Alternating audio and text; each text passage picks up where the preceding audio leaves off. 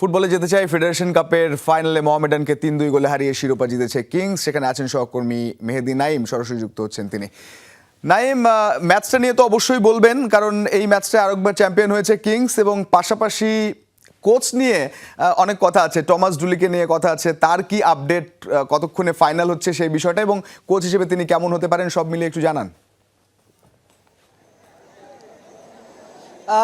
রঞ্জন, আসলে বাংলাদেশের ফুটবল ইতিহাসে এই প্রথম দ্বিতীয়বারের মতো আসলে কোনো ক্লাব ট্রেবল জিতলো, সেটা হচ্ছে কিংস। আজকে ফেডারেশন কাপ ফাইনালে তারা মোহামেডানকে 3-2 গোলে হারিয়েছে, যদিও 2-1 গোলে তারা পেছিয়ে ছিল। সেখান থেকে দ্বিতীয়ার্ধে কামব্যাকের গল্প লিখেছে আসলে ড্রিলটন গোমেজের জন্য। এই ড্রিলটন গোমেজ কিন্তু আজকে হ্যাটট্রিক করেছে।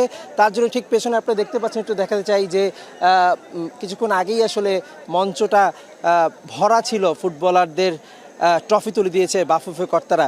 সেই জায়গা থেকে আজকে হচ্ছে 20 মে। আপনারা জানেন যে বাংলাদেশের হেড কোচ, অর্থাৎ জাতীয় ফুটবল দলের হেড কোচ কে হচ্ছেন, সেটা কিন্তু ঘোষণা আসার একটা সম্ভাব্য ডেট ছিল, যেটা আসলে 18 তারিখে বাফুফে সভাপতি তাবিদ আউল বলছেন, সেটা কিন্তু আজও হয়নি। তবে বিভিন্ন সূত্রের খবর হচ্ছে টমাস ডুলি কিন্তু সেই তালিকায় সবচেয়ে বেশি এগিয়ে আছেন। অর্থাৎ গতকাল বাফুফের কার্যনির্বাহী সভায় আপনারা জানেন যে তাবিদ আওয়াল একটা নাম প্রস্তাব করেছিলেন, সেটা হচ্ছে টমাস ডুলি। এই মার্কিন অধিনায়ক এগিয়ে আছেন এবং খুব সম্ভবত খুব শিগগিরই তাকে কোচ করার প্রক্রিয়া শুরু হতে পারে। যদি এখনও জিনিসটা আনুষ্ঠানিকভাবে চূড়ান্ত না, হয়তো চূড়ান্ত হবে। নানা কারণে বাংলাদেশ টেকনিক্যালি আরও ভালো করতে চায়, সেই কারণে অনেক বড় বড় নামকে বাদ দিয়ে কিন্তু আসলে টমাস ডুলিকেই কোচ করার কথা ভাবছে বাফুফে। একেবারেই অসংখ্য ধন্যবাদ।